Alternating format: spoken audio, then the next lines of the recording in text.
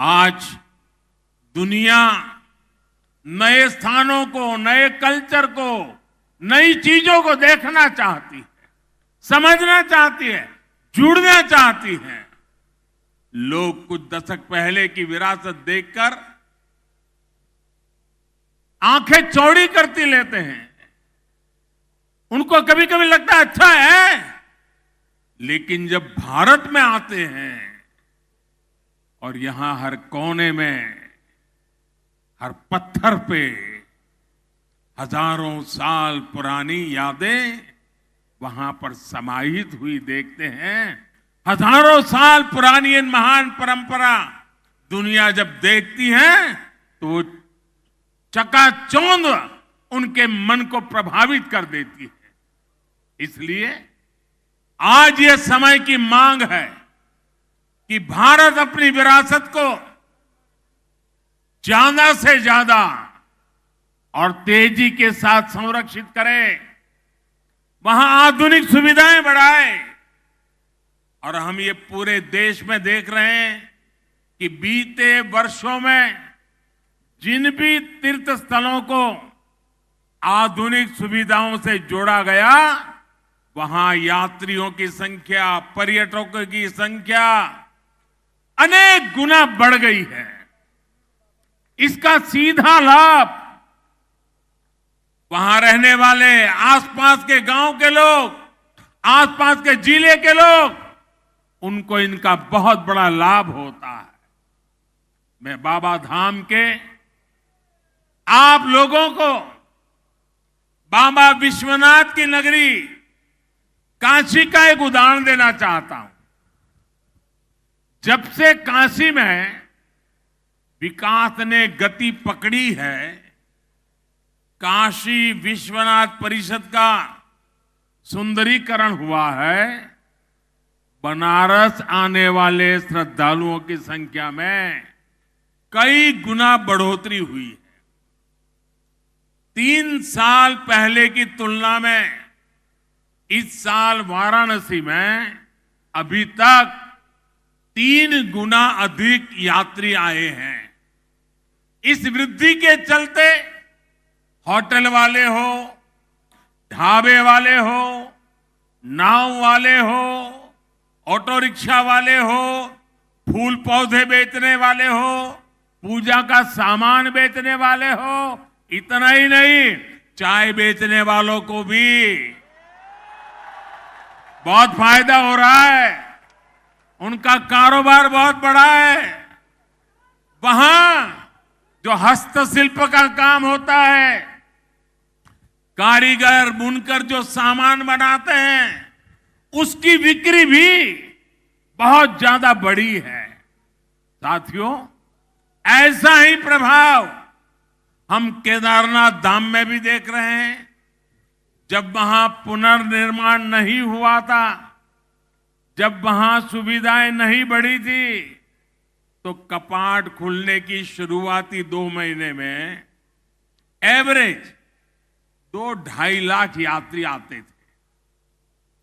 इस साल कपाट खुलने के शुरुआती 2 महीनों में करीब करीब 9 लाख श्रद्धालु बाबा केदार के दर्शन कर चुके।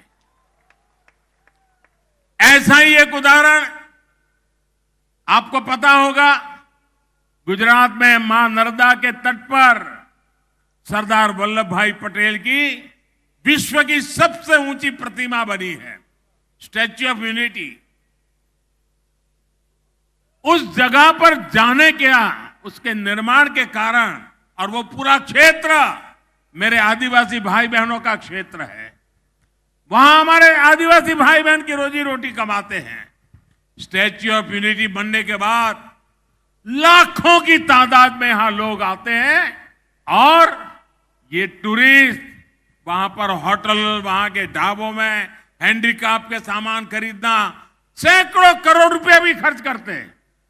इसका सीधा लाभ वहां रहने वाले लोगों को हो रहा है, मेरे आदिवासी भाइयों बहनों को हो रहा है।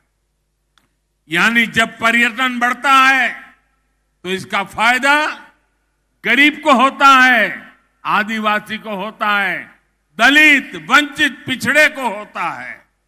झारखंड ने भी बढ़ती हुई कनेक्टिविटी, आस्था के स्थलों का सुंदरीकरण, पर्यटन को बढ़ाएगा, यहां पर रोजी रोटी को अवसर देगा, नौजवानों के लिए नए मौके मिलेंगे, स्थानीय लोगों की आय बढ़ेगी। ये हमारी सरकार के लिए बहुत गर्व की बात है कि 15 नवंबर हर कोई गर्व करता है पूरे देश में। 15 नवंबर भगवान बिरसा मुंडा के जन्म दिवस को हमने जनजातीय गौरव दिवस घोषित किया है और अब पूरा हिंदुस्तान हर वर्ष इस बात को मनाएगा। धरती आबा बिरसा मुंडा के बेहतरीन और आधुनिक संग्रहालय के निर्माण का सौभाग्य भी हमें ही मिला है। मुझे विश्वास है जो परियोजनाएं आज हमने शुरू की है वो झारखंड के विकास को नई गति देने जा रही है। भाइयों और बहनों, हमारे लिए सबका साथ, सबका विकास, सबका विश्वास और सबका प्रयास ये सिर्फ नारा नहीं है। कल जो आप दीप जला रहे थे, आज रास्ते पर उमंग उत्साह से जो उमड़ पड़े थे, और आज भी जहां मेरी नजर पहुंच रही है लोग ही लोग हैं, इसका मतलब है कि लोगों को विकास चाहिए और विकास के लिए सबका साथ मिलता है और सबका साथ सबका विकास ये मॉडल आज देवघर में सबके सामने नजर आ रहा है। भाइयों बहनों, ये जो विकास हो रहा है ये सिर्फ एक नारा बोलने के लिए नहीं है, ये हमारी निष्ठा का प्रमाण है, हमारी नीयत का प्रमाण है, हमारे परिश्रम का प्रमाण है। बीते 8 वर्षों में हमें उनको सशक्त किया है जिनको पहले सिर्फ राजनीतिक नारों में समेट दिया गया था।